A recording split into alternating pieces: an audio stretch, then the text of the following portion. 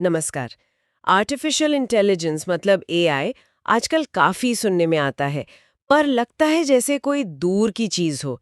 आज हम कुछ ऐसे स्रोतों को जरा खंगाल रहे हैं जो ये बताते हैं कि एआई असल में हमारी रोज की जिंदगी में कितना ज्यादा शामिल हो चुका है और हमें पता भी नहीं चलता कई बार। तो चलिए देखते हैं ये अदृश्य तकनीक कहाँ कहाँ है। शुरुआत करते हैं मनोरंजन से। जैसे नेटफ्लिक्स, यूट्यूब या अमेज़न प्राइम, हम जो देखते हैं उसके बाद जो सुझाव आते हैं वो कहाँ से आते हैं? स्रोत कहते हैं कि ये एआई है।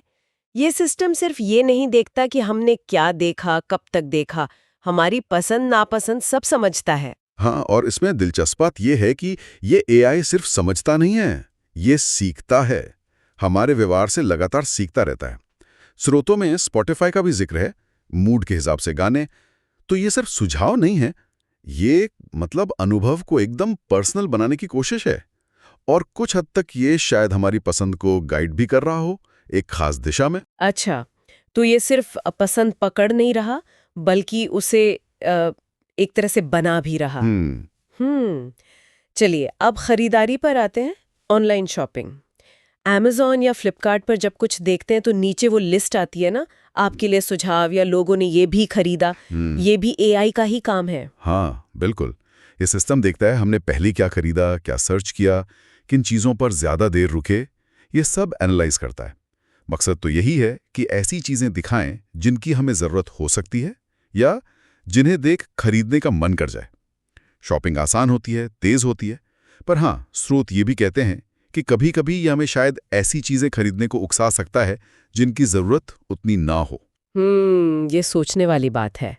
खैर, अब आते हैं हमारे सबसे करीबी दोस्त पर, स्मार्टफोन। स्रोत ये बताते हैं कि फेस अनलॉक से लेकर वो गूगल असिस्टेंट या सिरी, ये सब एआई पर ही चलते हैं। और यहाँ तक कि फ़ोन की बैटरी बचाने में, स्पैम कॉल्स पहचानने में भी एआई मदद करता है। ये बैटरी वाली बात तो मुझे भी नहीं लगी। जी हाँ, सही कहा। और ये दिखाता है कि एआई अब सिर्फ कुछ ऐप्स में नहीं है, ये पूरे फ़ोन के सिस्टम में मतलब अंदर तक जुड़ गया है। फेस रिकग्निशन से सुरक्षा मिलती है, वॉइस असिस्टेंट से सुविधा, और बैकग्राउंड में जो एआई चलता है वो फ़ोन को स्मूथ रखता है, बैटरी बचाता है, नेटवर्क को ठीक रखता है। और ये सब इतने आराम से होता है कि हमें एहसास भी नहीं होता। बिल्कुल, पता ही नहीं चलता। अच्छा, और अगर पैसे रुपयों की बात करें, बैंकिंग, फाइनेंस, स्रोतों में धोखाधड़ी मतलब फ्रॉड डिटेक्शन का जिक्र है।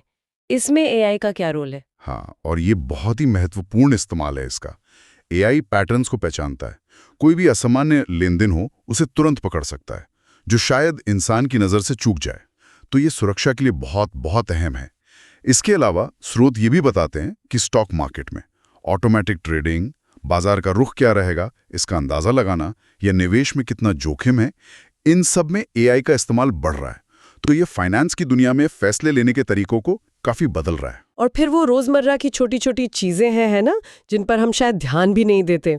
गूगल मैप्स पर ट्रैफिक देखकर सबसे अच्छा रास्ता बताना, या जोमैटो स्विगी पर रेस्टोरेंट या डिश के सुझाव, उबर या ओला में सही कैब हमें मिलना। स्रोत कहते हैं इन सब के पीछे भी एआई ही है। हाँ, और ये उदाहरण बहुत अच्छे से दिखाते हैं कि एआई कैसे चुपचाप हमारी जिंदगी को आसान बना रहा है, ज्यादा कुशल बना रहा है। चाहे ट्रैफिक जैम से बचना हो या मनपसंद खाना ऑर्डर करना हो, एआई एक तरह से पर्दे के पीछे रहकर हमारी मदद कर रहा है, हमारी दुनिया से इंटरैक्ट करने का तरीका आसान बना रहा है। तो इन सभी स्रोतों को देखकर एक बात तो साफ है, एआई अब कोई भविष्य की कल्पना नहीं है। ये हमारे आज का, हमारे वर्तमान का एक जरूरी हिस्सा बन चुका है। मनोरंजन से लेकर खरीदारी, बातचीत, सुरक्षा, यहाँ तक कि रोज के आने जाने में भी ये हर जगह है, हमारी मदद कर रहा है, अक्सर बिना हमें बताए। जी हाँ, और यहीं पर एक बड़ा सवाल भी उठता है सोचने के लिए। जैसे जैसे एआई हमारी जिंदगी में और गहराई से जुड़ता जा रहा है, तो हमारी अपनी व्यक्तिगत पसंद और एआई के दिए हुए सुझावों के बीच की वो जो रेखा है, वो थोड़ी धुंधली होती जा रही है। तो ये सोचना होगा कि हम अपनी आज़ादी, अपनी मर्जी और इस ऑटोमेशन के बीच वो संतुलन कैसे बनाए रखेंगे, खासकर तब जब ये तकनीक हमारे फैसलों को और भी ज़्यादा प्रभावित करने लगेगी। ये एक अहम सवाल है।